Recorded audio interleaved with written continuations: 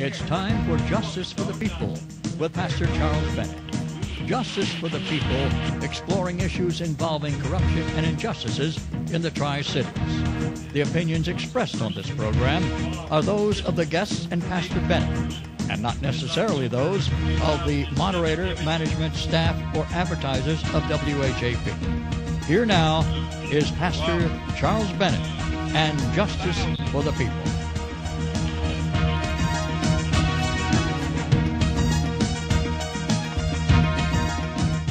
This is going to be the most exciting show we've ever done in the history of this broadcast. Today and tomorrow. No one needs to miss it. You should not miss it. In fact, you ought to get on the phone right now and call your friends. We're going to have part of the ownership of Roundtree Poniac with us today, speaking out against the injustices of what's happened with General Motors and with what's happened with Pontiac now. He's coming on in just a few minutes. He's here in the studio, and I'm going to give you time to call some people right now to tell them, say, Pastor Bennett's got Roundtree Poniac on. It's going to be a hard-hitting show today. You have never seen local people speak out like they're going to start speaking out today and tomorrow. Rick Newman, who's running for Commonwealth Attorney here in Hopewell, he's going to be speaking out against Anthony Sylvester. It's just the way it's got to be, folks. If we don't stand up and speak out now, things are going to go absolutely below the basement. We're already in the basement. The basement is being flooded. But I'm going to tell you something. That little hole over there in the side is supposed to be that place where the sump pump is. That hole is being drilled down below the basement. It's not long before we're going to hit the sewer line, and the whole water in the basement's going out of the building because we can't take much more of what's going on right now. Let me give you an example. A police tasered a man in the Waffle House. He tasered a Waffle House employee in Georgia for no reason whatsoever. Now listen to this story, and the reason I'm bringing this out today is it wraps up what we were talking about yesterday. The Gwinnett police authorities say that on February 16th, a police officer used a taser on an employee of the Waffle House restaurant in Logansville, Georgia. The police officer resigned his job earlier this week after investigators say they found that the officer, Gary Miles, used a taser without good cause. He's 33 years old. He's working for the Gwinnett County Police Department for 6 years. He's been charged with 1 count of battery and 1 count of violation of his oath of office as a public officer. Listen, there are police officers in this area that need to absolutely resign because they have done things that are indignities against the local people of this area. Hopewell, Pettersburg, Colonial Heights. And let me tell you why I'm reading this story. This is very, very indicative of our times. He voluntarily surrendered himself to the police. He's in jail right now. Now listen, that's not what makes the story bad. I expect there to be some bad police officers. But remember yesterday, when we had Mrs. Jefferson on, I said there are no good police officers. And the reason that I say that is what's brought out in this story. 2 other policemen resigned. You know why? A sergeant named Perry, and another sergeant named Joey Parkinson resigned. You know why? Because they were there when the police officer tased this man in Waffle House. They threatened to tase him for over a year.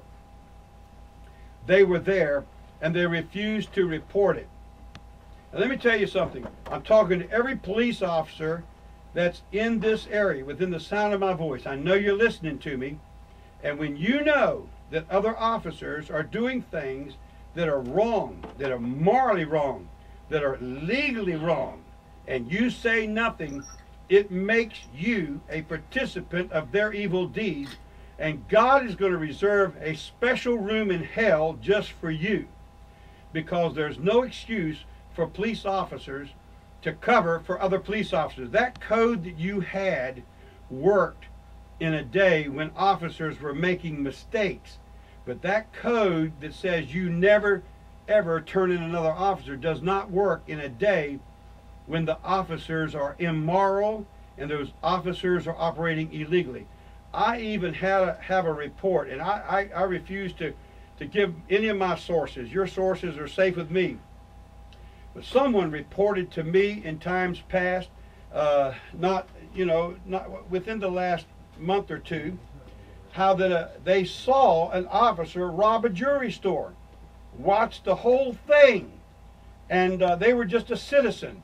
That's different. I don't blame citizens for not getting involved, but there's no excuse when other officers know what happened and they refuse to say anything. And you say, I'm painting all officers with a wide brush. Yes, I am. Because some of you in Hopewell and some of you in Colonial Heights, you know good and well there are dirty officers.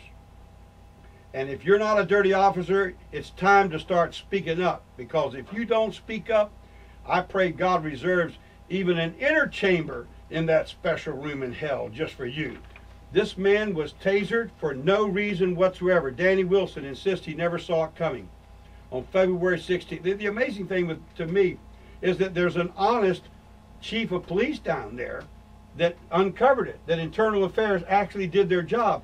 Listen, the officers, Lieutenant Jones in Prince George, that stood there and was a party to Dalton abusing Zach Artis, Emmanuel Artis' brother, and Zach and Emmanuel Artis. Those two boys were abused in Prince George, and Lieutenant Jones should be fired, and Dalton should be fired, and Kuykendall ought to be fired, and the chief of police in Prince George, if he doesn't stand up and let somebody know that he's disciplined them, he should be fired as well. And Frankenstein's a personal friend of mine.